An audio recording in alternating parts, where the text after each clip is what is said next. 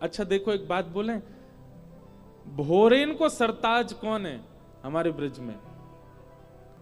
भोरेन में सरताज है हमारी किशोरी जी, सबसे ज्यादा बोली है। ठाकुर जी तो ज्यादा बोल, ठाकुर जी भोरे ना है, बहुत चतुर हैं, बहुत चंचल हैं, बहुत नटखट हैं। किशोरी जी बहुत बोली है। एक लीला सवेरे ही पढ़ रहे हो मैं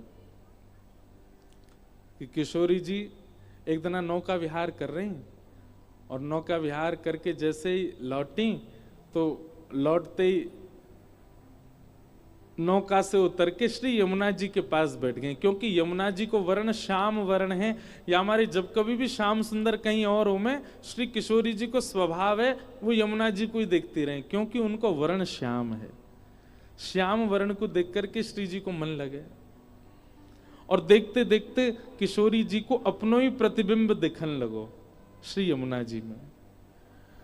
और जैसे ही किशोरी जी ने अपनो प्रतिबिंब देखो, अपनो प्रतिबिंब देखते ही किशोरी जी वहां से कहने लगी, अरे ये तो बड़ी प्यारी है, अरे तू तो बड़ी भोरी सी लग रही है, अरे तेरे नयन कितने सुंदर, नासिका कितनी, कौन की छोरी है तू? किशोरी जी बात कर रही हैं और सब सखी कह रही हैं हम तो यहां खड़ी हैं, किशोरी जी कौन ते बतिया रही हैं।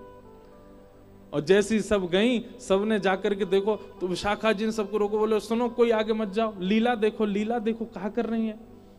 श्री जी अपनी प्रतिबिंब से बात कर रही हैं और कह रही हैं तेरे नेत्र तो बड़े सुंदर हैं, अरे तू एक काम कर, तू हमारी मंडली में आ जा, हमारी सखीन में आ जा, तू इतनी सुंदर है, तू को तो हम अपने पास रखेंगे, हम भी नवीन नवीन श्रृंगार करेंगे।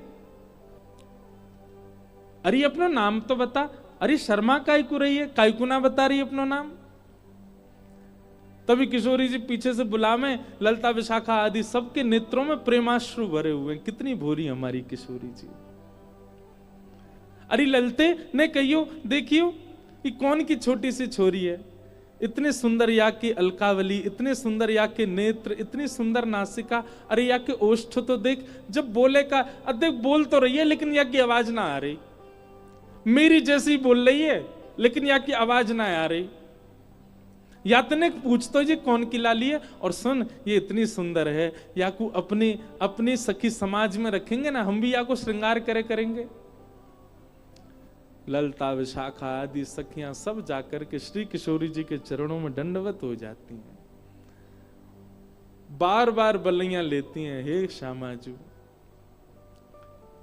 हम कब होंगी ऐसी, आपको जैसो स्वभाव है, आपको जैसो व्यवहार है, आपकी जैसी विचारधारा है, यही के कारण आप श्री श्याम सुंदर की अति प्रिय हो, क्योंकि आप बहुत भोली हो। भोरी नहीं है, भोरी की भी पराकाष्ठा होती हो ना, वैसी है हमारी किशोरी जी, वैसी है हमारी लाडली जी, अपनी प्रतिबिंब से बात कर रही हैं। कभी ठाकुर जी कोई मणि पहन करके आ जाएं तो श्री ठाकुर जी की वह मणि में अपने प्रतिबिंब को देख करके ठाकुर जी से नाराज हो जाए किशोरी जी। ठाकुर जी बोले काय बात को नाराज है गई, चरणन में गिरे, पाम पड़े, पाम दबा में, हे श्यामाजू काय को नाराज है गई हो, पूरा दिन ने कर गए और शाम को जाके किशोरी जी कहें आपने एक मणि पहनी है, वह मणि में मोती सुंदर एक गोपी दिख रही है मुझे।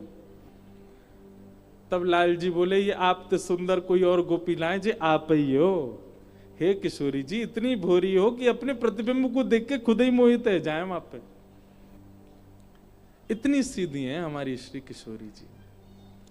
वृषभानु की किशोरी सुन गैया होते भोरी, प्रीत जान के हूँ थोड़ी तो है राखेगी शरण, मन भूल मत जइयो राधा रानी के चरण, राधा रानी के चरण, महारानी के चरण, मन भूल मत जइयो श्यामा प्यारी के चरण। एक बात तो सच्ची है भैया, वृंदावन में रहवे वारो, वृंदावन को भजवे वारो, वृंदावन की उपासना करवे वारो, वाके चलवे फिरवे बोलवे में ज्ञान दिख रहे हो तो इसको मतलब या को मतलब माने अभी वृंदावन भजो नहीं। वृंदावन में भजवे रहवे और वृंदावन की उपासना करवे वारे की वाणी में या वाक्य स्वभाव में वैराग्य दिख रहा है, त्याग दिख रहा है, ज्ञान दिख रहा है, बाकी सारे गुण दिख रहे हैं पर भोरोपन नहीं दिख रहा, तो या को मतलब ये है कि माने वृंदावन भजो ही नहीं है।